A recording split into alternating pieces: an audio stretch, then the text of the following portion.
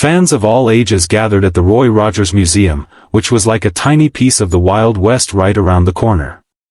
For many years, Good was a popular destination full of nostalgia, offering everything from shiny saddles to memorabilia that evoked happy memories of vintage Western movies. However, now that doors have closed, many of us are left wondering how we got to this point and what happened to such a famous landmark. Before we discuss why the Roy Rogers Museum closed, let's take a trip down memory lane and discover the history of how it came to be and why it became such a famous location in the first place. Born on November 5, 1911, in Cincinnati, Ohio, to Mattie and Andrew "Andy" Sly, Roy Rogers Leonard Franklin Sly was raised under a tent on 2nd Street, which would later become the location of Riverfront Stadium. Roy used to make jokes. He wasn't alone growing up. He had 3 sisters, Kathleen, Mary, and Sita, and I was born at second base, destined for greatness from the beginning. In July 1912, the Sly family set out on this houseboat adventure, traveling up the Ohio River toward Portsmouth, Ohio. Eventually, they planned to build a house on some land they bought, but life had other ideas.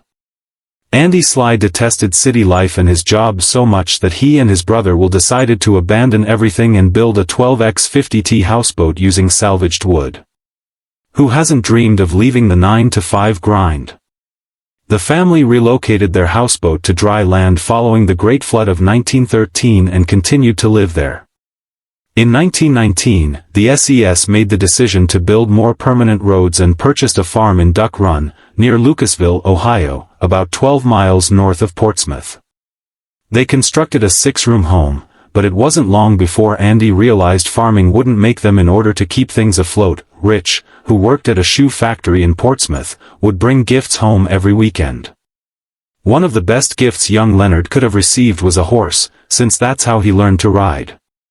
Little did anyone realize that this was just the beginning of his cowboy journey, and without contemporary cowboy journey entertainment like radio, the Cunning family had to make fun of him. It was good old-fashioned country entertainment on Saturday nights, when neighbors would come over and Leonard would sing, play the mandolin, and even call out the dance moves. Leonard also learned how to yodel, which he and his mother would do all over the farm to communicate. It sounds much more entertaining than yelling.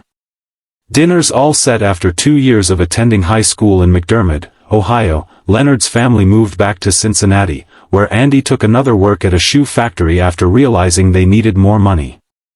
It wasn't exactly a stay-in-school success story, but by 1929, Leonard's older sister Mary and her husband had moved to Lael, California, which seemed like the place to be.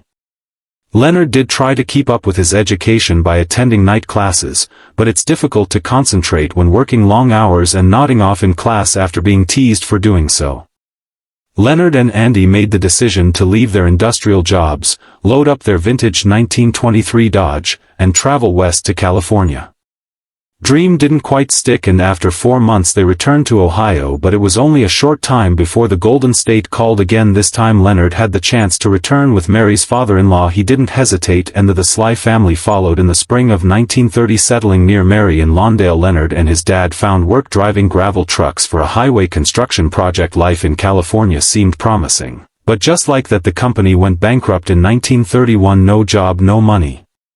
Classic Great Depression woes. Not one to give up, Leonard headed to Tar, California and found work picking peaches for Delonte. It wasn't glamorous, but it was work. He lived in a labor camp that could have been pulled straight from the grapes of wrath, but they made it work. But something bigger awaited Roy in California, pushing him to start him. Do you want to know that event that transformed Roy's life? Keep watching. When 19-year-old Len returned to Lael, his sister Mary had a suggestion that would thoroughly shake up his life. She told him to audition for this local radio show called Midnight Frolic on KC's in Englewood. Now keep in mind, Lynn was naturally pretty shy, but with a nudge from Mary he took the leap. So a few nights later, rocking a western shirt Mary made for him, because who needs designer brands when you've got a talented sister? Len showed up, guitar in hand. He sang, strummed, and even threw in a little yodeling, and guess what? He nailed it. A few days later he got invited to join a country music group called the Rocky Mountaineers. Not bad for a shy guy. Right in August 1931, Len officially joined the Rocky Mountaineers and quickly sought to grow the group, so he took out an ad in the Los Angeles Herald-Examiner for a tenor who could yodel, because yodeling was the thing back then. Then came Bob Nolan, a Canadian, who answered the ad. Nolan didn't stick around for too long with the group, but he and Len hit it off and stayed in touch. Eventually Tim Spencer replaced Nolan and the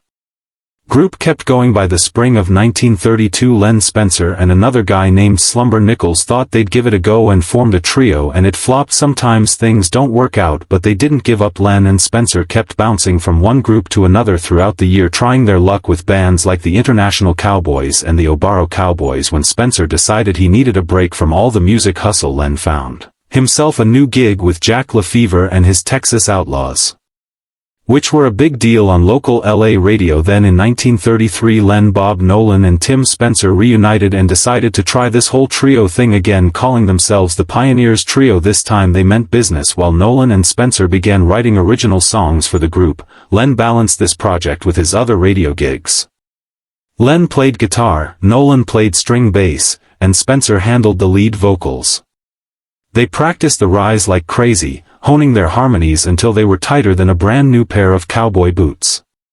When they introduced Hugh Farr, a violin player with a deep bass voice who added a whole new dimension to their harmonies, in 1934, everything began to come together.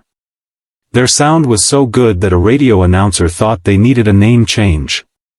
Pioneers Trio didn't feel appropriate for such a young group, so he changed their name to the Sons of the Pioneers, and suddenly they were a full-fledged group.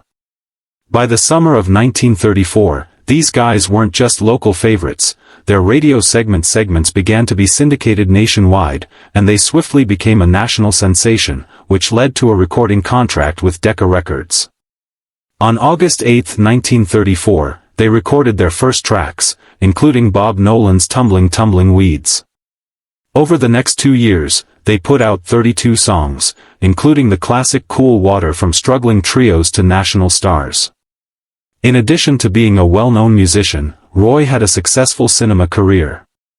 Let's not even discuss how successful his business stuff was. This is why his museum moved on. Roy transferred his skills from the stage to the big screen and made a genuine Western film. Legend Len's career in film began in 1935, and he immediately made a name for himself by landing a regular job in Westerns. Landing a sizable supporting role as a singing cowboy while still going by Leonard Sly in a Gene I flick. Fast forward to 1938. When I found himself in a bit of a money pickle, demanding a hefty paycheck that the studio didn't want to cough up, so they launched a quest for a new singing cowboy who wouldn't break the bank. Singers from all corners of the West, including Willie Phelps of the Phelps Brothers, lined up for the job, and guess what? Len emerged victorious in this musical showdown. He was bestowed the stage name Roy Rogers by Republic Pictures, combining the catchy first name Roy with the iconic Will Rogers last name. With this shiny new title, Roy got the leading role in Under Western Stars, quickly skyrocketing to Matina Idol status. Suddenly he was giving Autry a run for his money as America's favorite singing cowboy. But it wasn't just his films that put him in the limelight. He also made waves in supporting roles, such as in the John Wayne classic Dark Command 1940, where he shared the screen with future sidekick George "Gabby" Hayes. Suitable for a guy who started as Leonard Sly from 1939 to 1954, Roy's attractiveness was evident for 16 years in a row, and he was a mainstay of the film industry. He won first position in the Herald's Top 10 Profitable Western Stars poll from 1943 to 1954. He also dominated the box office survey from 1938 to 1955, placing first from 1943 to 1952. In the last 3 years, he only lost to Randolph Scott. If there were cowboy Oscars, Roy would have swept them. Every child loved him. Since he filmed the majority of his movies, he became a household name among the younger audience.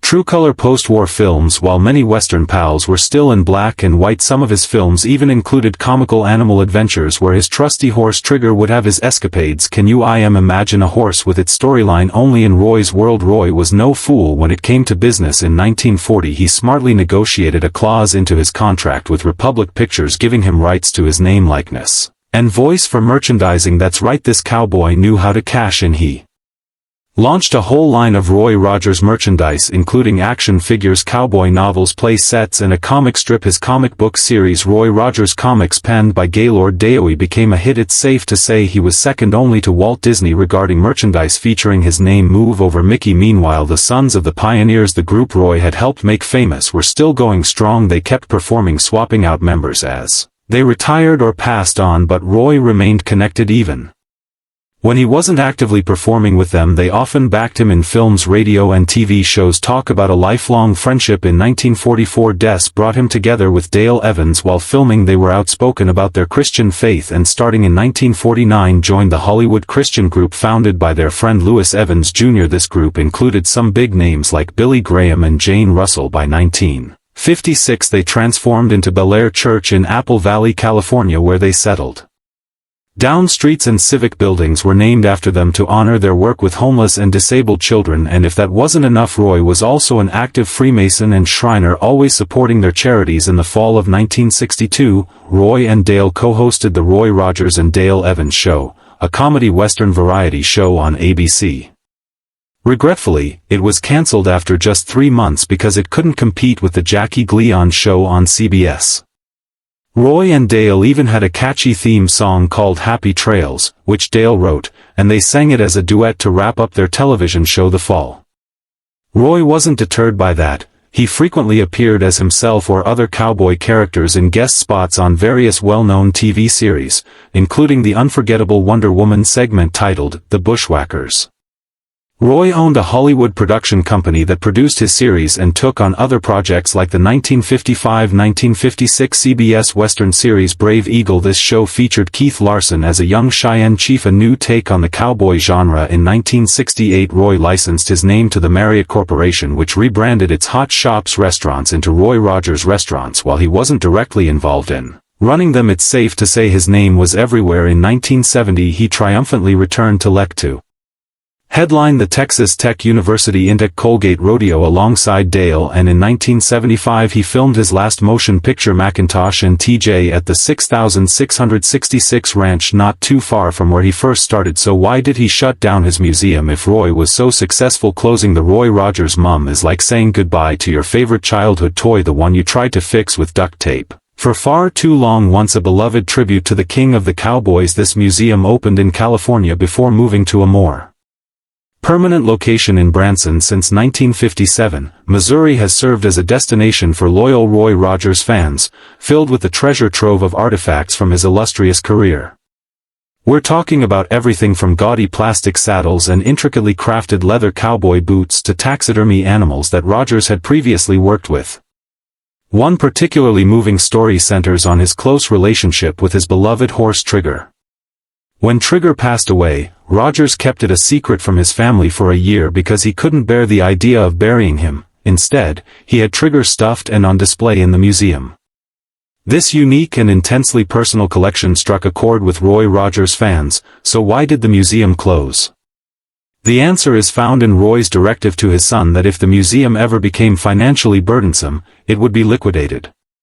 Following his death in 1998, the family noticed that attendance had dropped from thousands to just a few dozen, which was devastating to everyone involved. However, due to rising operating costs and declining attendance, they decided to close the museum in 2009, and everything was put up for auction at the renowned Christie's auction house. Dusty, Rogers' son, had ideas about where each piece should go, but it wasn't his call. He only wanted to know what would happen. The family was sad to see their treasured possessions depart, but they also understood how admirers and collectors would be happy. Over 338 items from Roy Rogers' collection flew off the shelves at the 2010 auction, with bids that significantly exceeded initial projections. For example, his first guitar sold for $8,750 instead of the estimated $2,000, show scripts sold 5 times as much, and even Rogers' signed baseball memorabilia sold for more than anticipated.